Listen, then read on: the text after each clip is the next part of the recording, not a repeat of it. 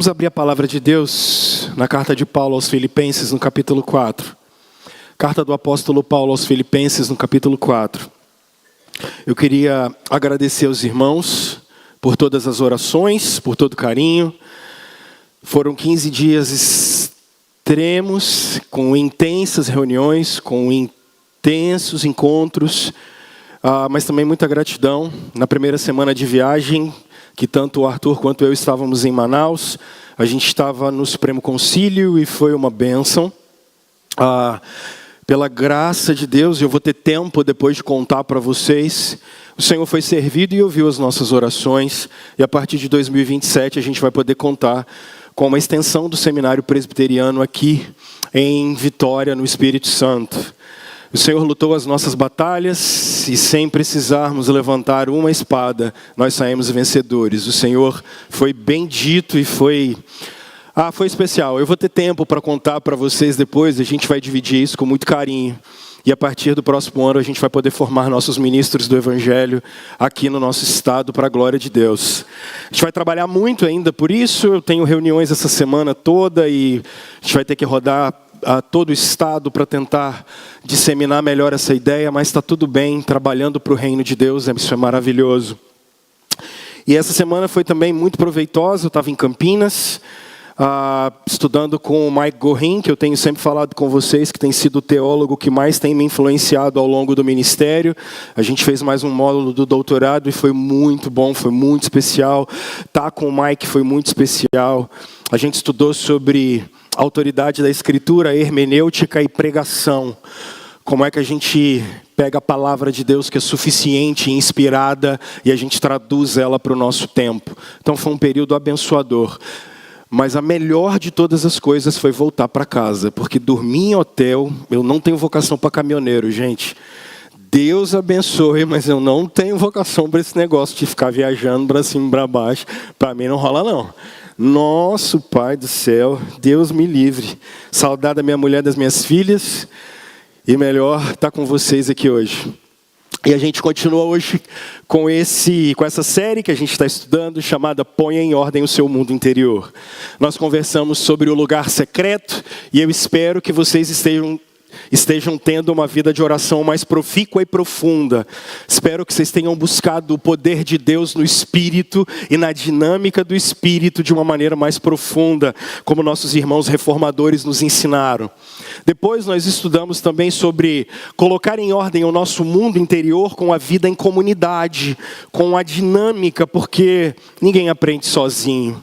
Discipulado e vida interior, a gente não aprende sozinho. O século 21 fala que eu me basto. A Escritura diz, não é bom que o homem esteja só. E a gente não está falando só de casamento. A vida é vivida em comunidade, especialmente a comunidade dos discípulos de Jesus. Lugar em que a gente ora com gente querida, a gente aprende com gente querida, a gente celebra com gente querida, a gente sofre com os nossos irmãos, vida em comunidade. Semana passada a gente conversou sobre uma disciplina espiritual que é muito relegada por nós. Descanso. Nós não descansamos como deveríamos, porque a gente confundiu descanso com entretenimento. E descanso não é entretenimento. Às vezes você para 6h30 fazendo o quê? Maratonando sua sériezinha preferida. Você tem um cetro de justiça na sua mão, chamado controle da televisão. As dorameiras de plantão, hein? Não conseguem deixar o John Hughes de jeito nenhum em paz. E é um, depois o outro, e o pau quebra, né? Então, isso não é descanso. Lembrem-se, até Deus descansou. Não é porque Ele cansa, mas Ele queria mostrar para nós que a máquina tem que parar. A máquina tem que parar. Mas hoje, eu queria conversar com vocês sobre colocar em ordem o nosso mundo interior para que a gente pudesse treinar os nossos pensamentos. Treinar os nossos pensamentos. E eu queria começar com a seguinte provocação. Imaginemos que hoje nós vamos ficar aqui até meia-noite. Não vamos, tá? Vocês têm que almoçar. Já encomendaram o galeto? Vou liberar vocês mais cedo para pegar o galeto, tá? Fica tranquilo. Embora nós vamos ter batismo, a gente vai ter profissão de fé, a gente vai ter Santa Ceia. Mas eu sei, tem alguns que vão almoçar com o pai hoje, tá tudo certo. Mas imaginemos, quem está lá atrás é a Keren. A Keren vai passar aqui nesse telão todos os pensamentos que vocês tiveram na última semana. Vai dar certo isso, gente? Vai não? Por quê? Não, se começar por mim dá escândalo, tá errado. Acabou a igreja se começar por mim. Vamos falar o pastor. Claro, sou eu. Se a gente for colocar o pensamento de todos vocês, vamos passar o pensamento de todos nós no telão. O que vai dar? Vai dar errado. A grande questão é por que pensamos o que pensamos da maneira que pensamos. E aqui eu estou falando de maldade. Mas também estou falando de bondade. Eu queria que você, semana que vem eu vou falar sobre sentimento, mas eu queria te fazer essa provocação. Porque normalmente, os pensamentos que vêm à sua mente, via de regra, não são pensamentos de bondade. Por que você vem à sua mente pensamentos que você às vezes nem pode dar nome, porque você tem vergonha de falar? Por que isso acontece? Porque que em muitas ocasiões, os pensamentos que você tem quando você olha para alguém, são pensamentos dotados de muita maldade, competição, superioridade, inferioridade, comparação, humilhação, de cunho sexual desprezível. Por que isso acontece com a gente? E olha o que é pior, porque quando essas coisas acontecem, isso tem duas situações, porque elas vão mexer com aquilo que a Bíblia chama de ego, e é o eu, não é o ego da psicanálise, é o eu, ela vai mexer com o eu, ela está mostrando quem você é. Quando ela mexe com isso, isso vai demonstrando quem você é, porque isso é formativo. Agora, isso vai gerando na gente algumas coisas. Porque os nossos pensamentos, quando a gente dá vazão para eles, ou mesmo quando a gente os retém, eles não estão mostrando o que a gente é, mas eles vão moldando o nosso estado emocional. Então, em muitas ocasiões, a gente tem determinados pensamentos, e aí a gente começa a ficar irado com o outro.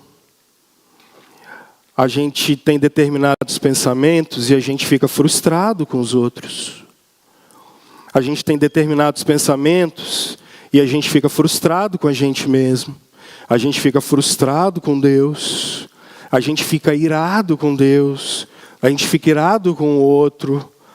A gente tem o que Santo Agostinho chamava de desejos em desordem.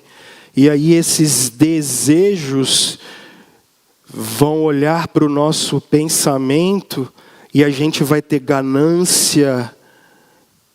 Por que isso acontece? E isso começa a olhar e você começa a viver mais feliz, mais triste, com mais esperança, com menos esperança, decepcionados e, quiçá, amargurados. Então, a segunda pergunta que eu faço para você é: será que você precisa ser refém dos seus pensamentos? Será que você precisa ser escravo dos seus pensamentos? Será que o que você pensa é realmente a verdade final sobre tudo o que há e sobre os fatos? Será que o que você pensa e o que vem na sua mente é realmente incontrolável? Porque a maior parte da gente vai dizer isso. A gente não controla o pensamento. Será mesmo? Será que é isso? Como a gente é uma igreja reformada, a gente acredita na antropologia bíblica e na doutrina do homem que vem da Escritura. Vamos ver o que o texto sagrado diz para nós e como a gente pode treinar os nossos pensamentos para não ficarmos reféns deles. E é isso que eu queria propor para você hoje. Eu queria propor para vocês 3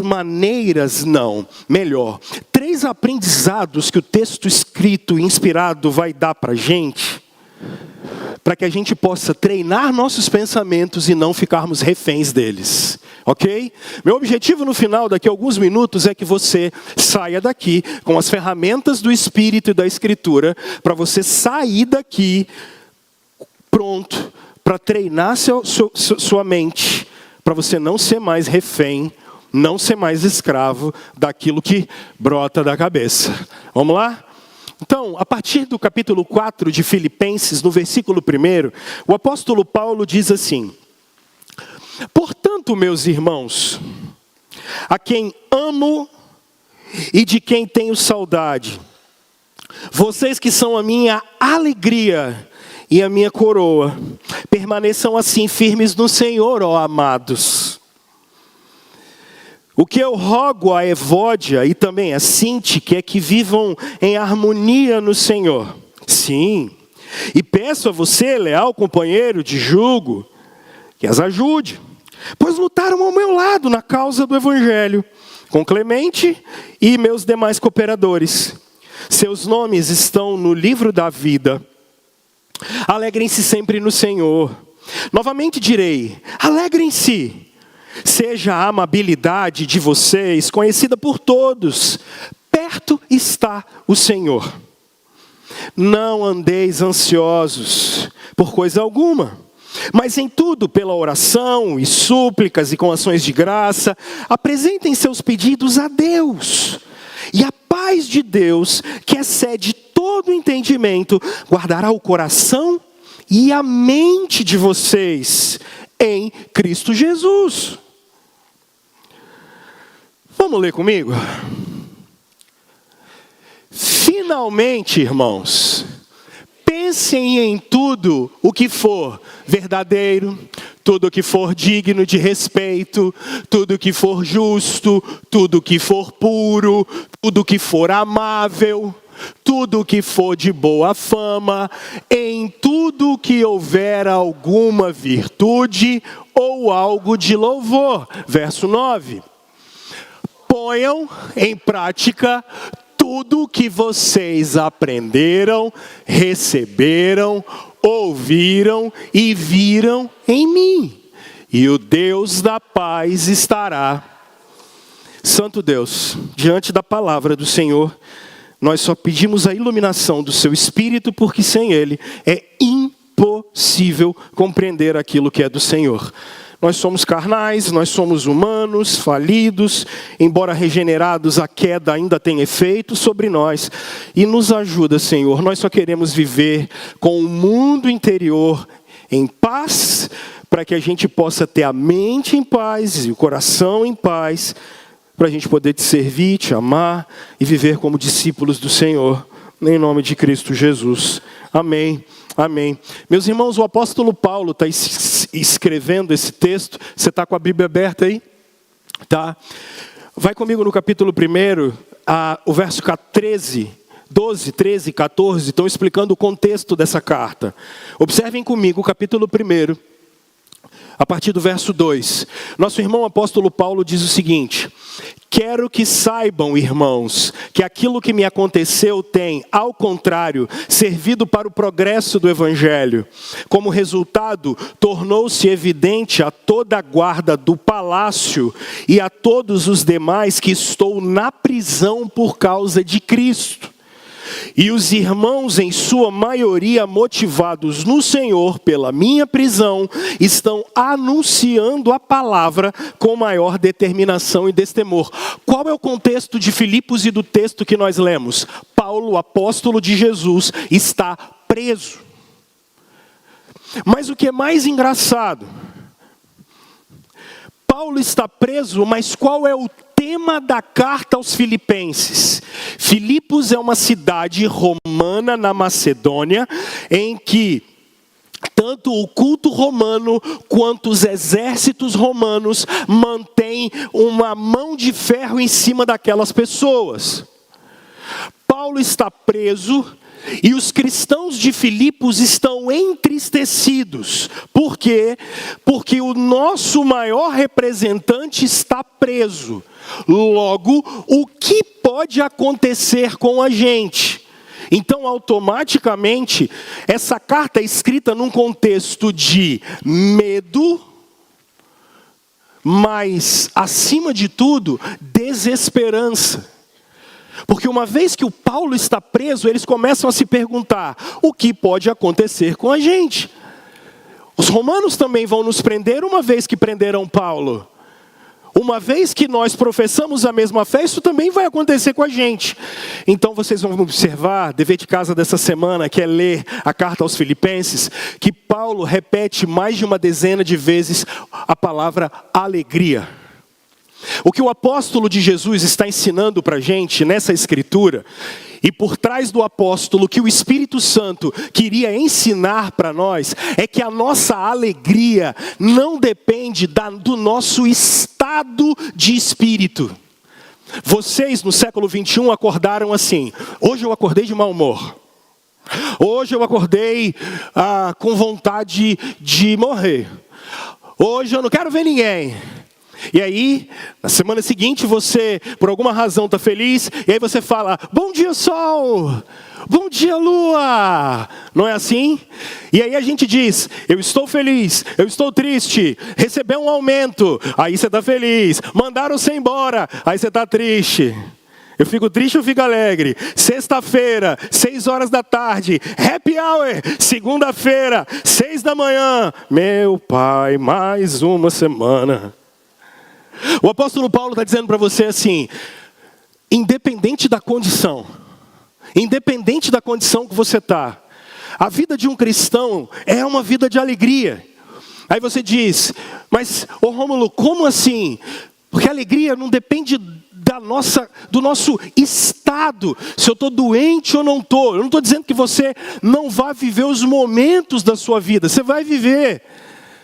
Mas o cristianismo é uma mensagem tão forte, a mensagem do evangelho é tão forte, que o fato de Jesus ter ressuscitado dos mortos, o fato de Jesus ter perdoado os nossos pecados, o fato de Jesus ter garantido que esse sistema babilônico que vivemos está com os dias contados, sempre vai me fazer olhar para a realidade do reino que virá.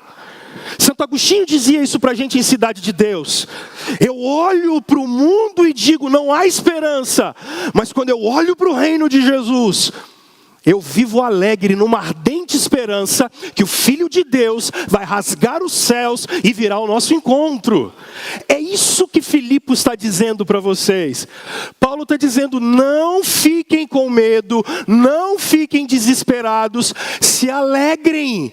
E ele diz: eu estou preso, mas Cristo não está preso. É isso que é Filipos. Só que Paulo sabe que o contingenciamento da vida, deixa eu traduzir isso para você, pode trazer problemas. Vocês observaram no capítulo 4, que ele começa no verso 2, dizendo que os relacionamentos podem gerar tristeza para nós. Porque os historiadores e comentaristas desse texto, eles dizem que há um problema de briga dentro da igreja. Vocês sabiam que a igreja tem briga, né? Vocês já viram? Então, aqui tem uns problemas de vez em quando também. Tem uns irmãos que vão chegar aí, deixa eu falar, a gente não é perfeito não, e eu sou o primeiro, tá? Rolam uns probleminhas aí, mas tá tudo bem. Pela graça a gente vai vivendo, tá bom? A turma tá com problema. Então, o Paulo diz assim: gente, não fiquem tristes. Vocês viram no versículo 1 do capítulo... Por que vocês não trouxeram a Bíblia? Cadê a Bíblia? Obrigado, tá? Bíblia na mão, lapisinho, tá? A gente é crente, tá? Porque eu não consigo competir com o Netflix, com a Prime, com a HBO. Eu só falo 1 hora por semana com vocês.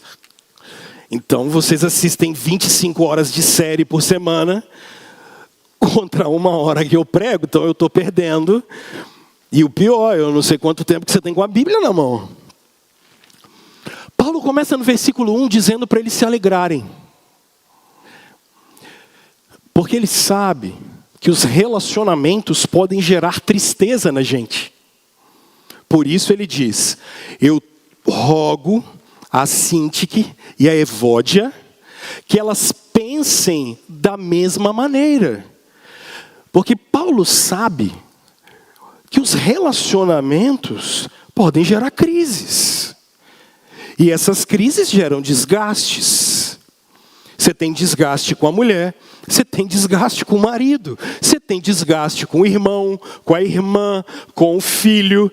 Então Paulo está dizendo para a gente assim: vocês têm problemas de relacionamento na vida. Faz sentido? Está vendo como é que a Bíblia é um livro tão bom, e tão novo, e tão atual para a gente? E ele diz que essas irmãs precisam, por favor, andarem de uma maneira próxima. Mas ele vai mais do que isso. Olha o verso 3. Sim, peço a você, leal companheiro de jugo, que as ajude, pois lutaram ao meu lado na causa do Evangelho. E percebam, gente, o verso 4, ele diz: alegrem-se sempre no Senhor. Novamente direi, alegrem-se. Seja a amabilidade de vocês conhecida por todos. Perto está o Senhor. Paulo, ainda que saiba da realidade do reino de Deus, não deixou de lado o que acontece todos os dias com a gente. Por isso, olha o que ele fala no verso 6, num contexto de medo, desesperança, conflito de relacionamentos. Paulo diz: não andem. Gente, olha a mentira que vocês ouviram. O mal do século é a ansiedade, não é? Eu vou fazer a seguinte pergunta para vocês: o mal de qual século? Porque esse texto foi escrito no primeiro.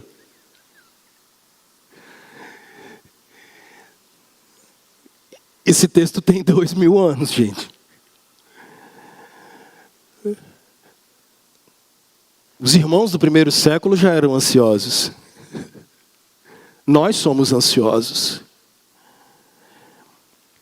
Vocês deitam a cabeça no travesseiro de vocês e... Gente, eu tenho uma inveja santa de uns varões aqui. Tem uns irmãos que conseguem dormir feito coruja. Tem uns que você está conversando, ele dorme. Aí você fala, cara, não é? Tem uns que você fala, não é possível. Você começa a olhar em volta, você fala, tirou da tomada que horas? Não é? Tem uns irmãos que você fala, meu Deus, tomaram o Zolpidem, a gente nem viu, né? A maior parte de nós, no século 21, não somos assim. Nós batemos a cabeça no travesseiro e ela não para. Mas aí tem algumas coisas. Especialmente, vocês estão no início da revolução tecnológica. E como vocês estão no início da revolução tecnológica, nós não sabemos o que vai ser da raça humana daqui a 100 anos. Nós não sabemos. Por quê, Rômulo? É a primeira vez na raça humana que a gente tem tanta tela na nossa frente. Nós não sabemos quais são os efeitos psicológicos que isso vai gerar na gente daqui 100, 200 anos. Nós não sabemos. O que nós sabemos é que isso está gerando seres humanos mais acelerados. Isso é fato, isso a gente já sabe. Isso é comprovado. E o fato de sermos mais acelerados, quem trouxe isso para o nosso tempo, numa maneira mais cultural, foi o Augusto Cury, quando ele fala dessa síndrome do pensamento acelerado. Você para no sinal no carro, o que você faz? Você pega o telefone. Porque te dá o que os jovens chamam de FOMO, Fear of Missing Out. O que é isso? Eles querem saber se alguém mandou informação para eles. E o pensamento está acelerado. Domingo à tarde você está preocupado com amanhã de manhã. Com daqui a 3 dias. Você está fazendo planilha no dia do descanso para o dia do trabalho. E aí você bota a cabeça no travesseiro, você não dorme. Porque a cabeça não para de funcionar. Acelerada. Tela. Mas não é só isso. A física ensinou isso para você. Velocidade é igual o quê, gente? Espaço.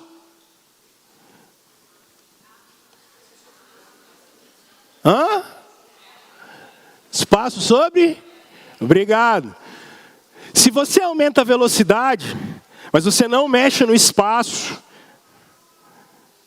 você vai ter um problema com o tempo. Se você mexe em uma dessas 3 valências, você vai ter um problema. Quanto mais acelerado nós estamos, olha o que está acontecendo com você e converse com os mais velhos. O dia sempre teve 24 horas para todo mundo, desde o início da Terra. Só que chega sexta-feira, o que é que você fala? Voou. Não é? Voou. Nossa, voou. Mas por que voou? Você aumentou a velocidade. Não tem como. Se aumentou a velocidade, automaticamente a percepção que você tem é de que, rapaz, nem vimos passar. Porque rápido, acelerado. Agora a grande questão é, qual foi o ritmo que nós somos chamados para viver? Essa é a questão. Qual foi o ritmo? Pior, nós somos criados para viver. Além disso, nós vamos ter um grande problema, chamado natureza humana. Porque, além de ansiosos, e é isso que o Paulo está dizendo para a gente, o tipo de pensamento que vai vir não é só acelerado. Ele está carregado de maldade. Esse é o problema. Só para eu contextualizar vocês, olha o que o Senhor Jesus falou para a gente em Mateus capítulo 15. Eu respeito os racionalistas, respeito os empiristas e até mesmo respeito os pós-modernos. Mas eu fico com a Bíblia. E a Escritura diz para nós o seguinte, Mateus capítulo 15. Jesus diz para a gente, verso 16. Será que vocês ainda não conseguem entender? Perguntou Jesus. Não percebem que o que entra pela boca vai para o estômago e mais tarde é expelido? Mas as coisas que saem da boca, elas vêm do coração. E são essas que tornam o homem impuro. Leiam comigo, por favor. Pois do coração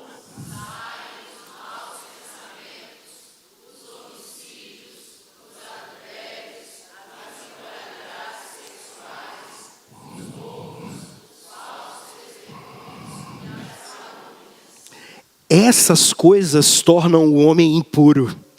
Mas o comer sem lavar as mãos não torna o homem impuro. Seus pensamentos não brotam do seu aparato cognitivo. Seus pensamentos brotam do que João Calvino chamava de coração. Seus pensamentos, coração é uma área que o Rivotril não chega. Coração é uma área que a sertralina não muda. A desvenlafaxina não resolve. Nem o alprazolam muda. Coração, na perspectiva agostiniana e calvinista, é o lugar da gente que toca no eterno. É a nossa orientação de adoração. Você pode chamar isso de alma. Você pode chamar isso de condição humana. É por isso que naturalmente, com a nossa orientação errada, o que vem na nossa mente não é aquilo que vem de Deus. Aquilo que brota do eterno está com a orientação de amor errado.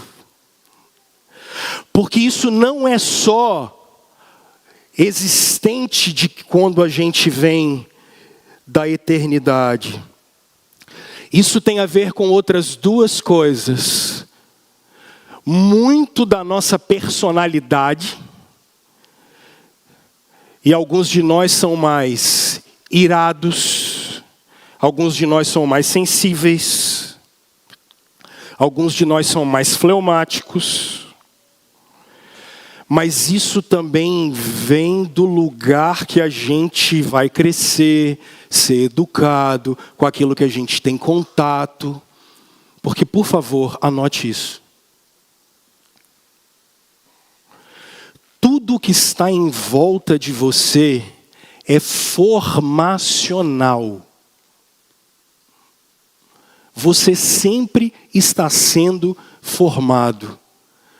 Os ambientes que a gente está, com quem a gente anda, o que a gente ouve, quem a gente escuta, o que a gente escuta, isso sempre está formando a gente. Pega esse caldo inteiro e é você e eu. Aí, o apóstolo Paulo vai dizer para você assim: não andem ansiosos por coisa alguma, mas em tudo sejam conhecidas diante de Deus, por meio das orações, das súplicas e das ações de graça, as demandas de vocês. E aí ele diz, no verso 7, e o Deus da paz, Ele vai guardar o quê? O coração e a mente de vocês. O Deus da paz, quando vocês têm contato com Ele, Ele vai moldar vocês. O Deus da paz vai conceder a vocês paz. E aí vem o que eu quero aplicar aqui. O que esse texto pode ensinar a gente? 3 coisas. O apóstolo Paulo diz em Filipenses, capítulo 4, no versículo 8. Finalmente, irmãos, tudo que for bom, tudo que for puro, tudo que é de boa fama, se alguma virtude há, se algum louvor existe, seja isso que habite o quê? O coração, a mente de vocês.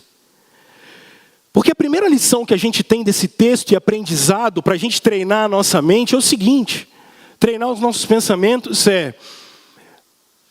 é possível resistir a qualquer pensamento que chegue à nossa mente. Eu acho que isso aqui é central. É possível resistir. Você não tem condição, num primeiro momento, de dizer o que aparece e o que não aparece na sua cabeça, ok? É involuntário. Eu não estou falando de raciocínio. Raciocínio é uma coisa. Eu estou falando desses pensamentos que brotam de maneira natural. Esses desejos que brotam assim. Essas maquinações que brotam assim. Elas são involuntárias. Num primeiro momento, você não tem como controlá-las. Mas você tem como reeducá-las. Treinar a sua mente. E a pastoral diz o seguinte para nós: quando alguma coisa, e seja ela qualquer, vier à sua cabeça, qual é o exercício que você precisa fazer? Duvidar. Você precisa duvidar. Veio um pensamento, qual é a primeira coisa que você tem que fazer? você precisa escrutinar esse negócio e dizer: peraí, isso aqui é verdade? Você se olha no espelho, você está se vendo, e aí você não gosta, e começa a vir um monte de pensamento. Porque na maioria das vezes a gente está se comparando com alguém. Por que você não duvida disso? Por que você tem que seguir esses padrões de estética? Por que eu tenho que seguir esses padrões de beleza? Por que eu tenho que seguir esses padrões de sucesso?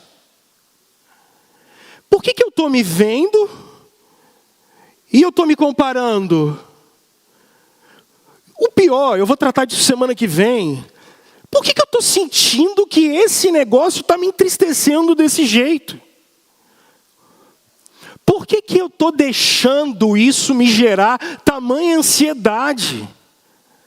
Só porque eu não consigo comprar o que eu queria? Peraí. Mas esses pensamentos podem brotar da boca maldita de quem não tem o que fazer e vive trazendo fofoca e falando mal da vida dos outros e às vezes de você.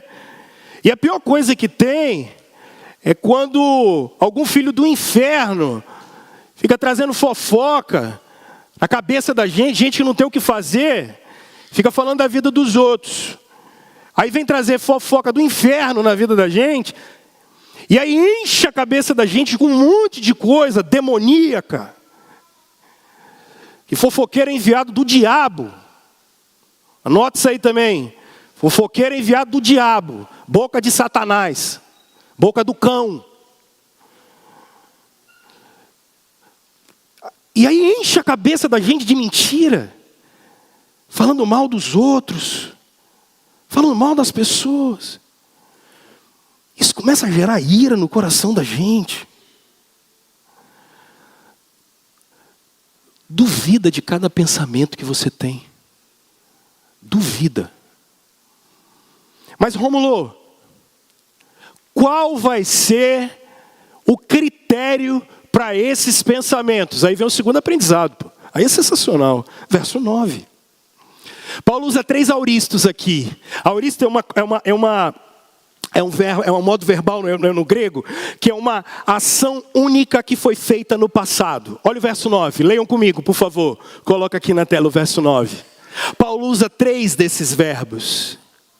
Ele diz: ponham em prática tudo que vocês... Para. Eu vou falar sobre botar em prática depois. Se num primeiro momento não dá para você controlar os pensamentos, a natureza humana pode ser moldada pelo Espírito de Deus. Por isso, Paulo escreve para a gente dizendo que a gente tem que ser sábio para fazer o que é certo e o que é bom. Um bom termômetro espiritual para você é quando você olha para alguém, se a maldade está vindo, é porque você está precisando dar uma olhada para o seu homem interior, porque você está precisando ser mais discipulado. Paulo está usando 3 auristos. Aprenderam, receberam, ouviram. Vocês foram educados. Vocês receberam o Evangelho. Vocês receberam o poder de Deus.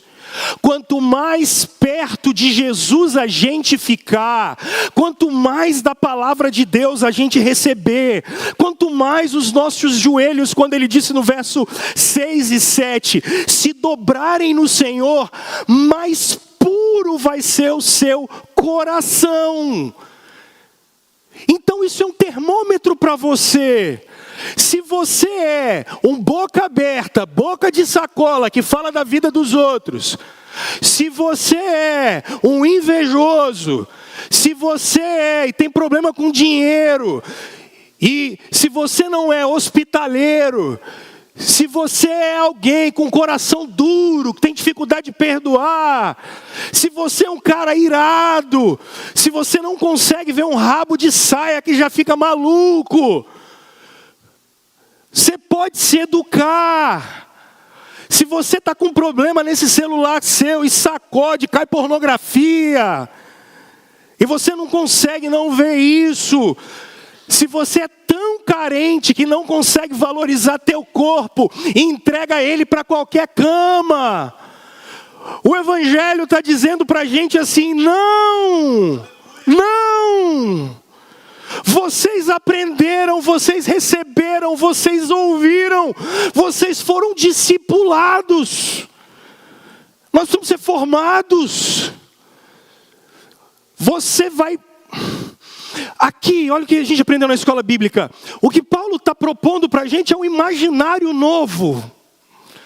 O imaginário novo. Tudo que está em volta de você é formacional, te forma.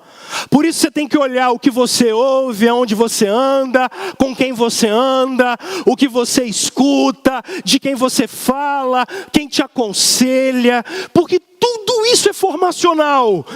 Então Paulo está dizendo assim: gente, mudem o imaginário formativo de vocês. Construam um imaginário moral, espiritual, voltados para o discipulado na palavra de Deus. Isso vai fazer com que o nosso coração seja transformado. Pegou o feeling da coisa aqui? O que nós estamos precisando é voltar a sermos discipulados por Jesus Cristo. É ter o que Paulo disse em Romanos 12, a mente transformada. Então hoje, meu irmão e minha irmã, para. O que está formando o seu imaginário? O que está formando o seu coração? São só as telas, são só as séries, é só dinheiro, é só carreira, é só fama, é poder, é sexo, é prazer. O Evangelho está dizendo assim: tudo que Deus criou é bom, mas a gente precisa viver isso da maneira com a qual Ele criou para a gente viver. Hoje Jesus está mandando a gente dar uma volta para trás. Você vai ter que treinar a sua mente. E você só consegue treinar a sua mente com um novo imaginário. E você só vai ter um novo imaginário se você for exposto àquele que transforma o coração. Nós vamos ter que voltar a ter tempo com Deus. Nós vamos ter que voltar a ter tempo com a palavra dEle. Nós vamos ter que ter tempo para ouvir gente que fala dEle. Nós precisamos voltar para o Senhor para reeducar o coração. E aí você vai ter um termômetro espiritual.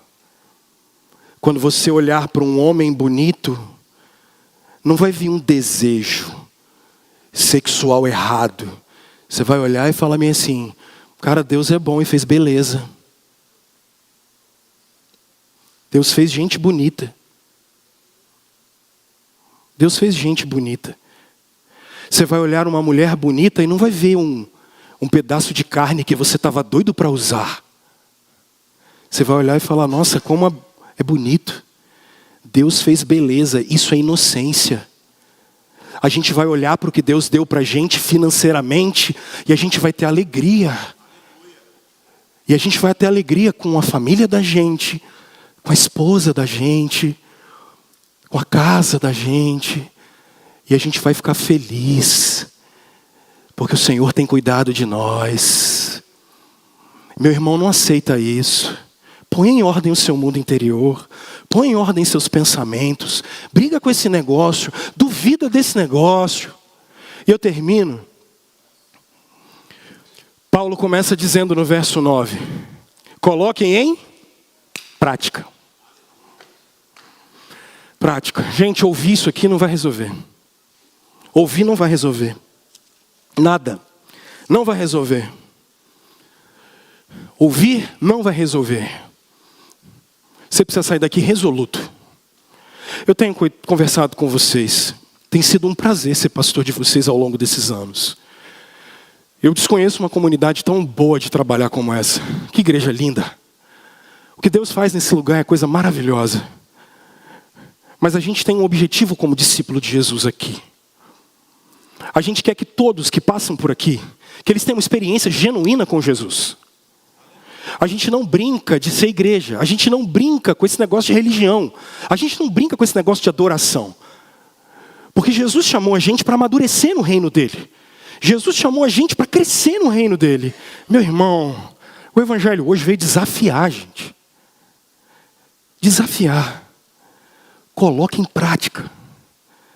Vocês ouviram. Busquem ser discipulados por Jesus, andem com gente boa, ouçam coisa boa, frequentem a comunidade, tenham contato com a palavra de Deus, participem dos sacramentos.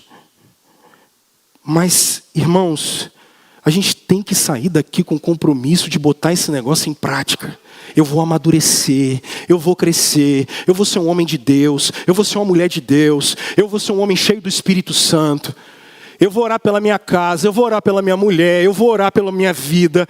Quando esse monte de coisa começar a chegar na minha cabeça, eu vou parar e falar assim: Senhor Jesus, isso aqui não vem do Senhor. O Senhor tira, por favor. O Senhor tira esse negócio. E pode ser onde você estiver, é formacional. Senhor Jesus, o Senhor pode limpar a minha mente? Senhor Jesus, eu não posso continuar desse jeito, eu não posso continuar com essas práticas, eu não posso continuar odiando, sendo violento, matando com os olhos, matando com a palavra, sendo ignorante, sendo pão duro, sendo miserável. Eu não posso continuar assim. Não posso. Eu vou botar em prática. Eu quero levar esse negócio de servir ao Senhor a sério. Eu quero andar sério. Eu quero ser um homem de Deus sério. Eu quero ser uma mulher de Deus séria. Porque, irmãos, o Senhor não parou. E o projeto de Deus continua sendo o mesmo. O projeto de Deus continua a ser redimir toda essa realidade que vocês estão vendo. E Ele começa pela vida da sua igreja, dos seus filhos.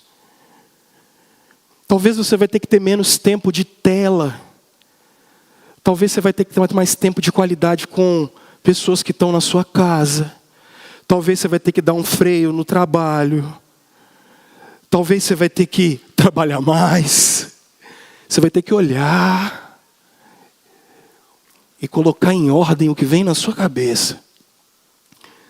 E filtrar isso à luz da palavra de Deus, regada ao poder de Deus na oração com Ele. Irmãos, o Senhor Deus está hoje nos chamando à prática. E aí, eu concluo, pode chamar as crianças lá embaixo para a gente fazer a parte final do nosso culto, que eu queria que você olhasse que o apóstolo Paulo, ele está terminando com o seguinte. Ele diz: e o Deus da paz. Está na hora de você ter paz. Está na hora de você deitar a cabeça no travesseiro e ter paz, cara. Está na hora de você poder descansar a mente.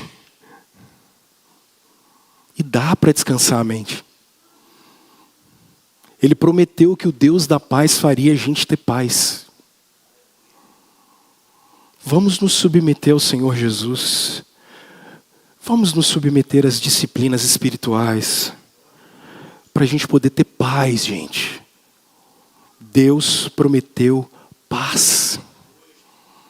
Você está sem dormir, você está preocupado, você está ansioso, você está com problema de relacionamento, você está com medo. Os filipenses também estavam. Jesus te prometeu paz. Paz. Vamos nos submeter a Ele, porque Ele nos prometeu paz.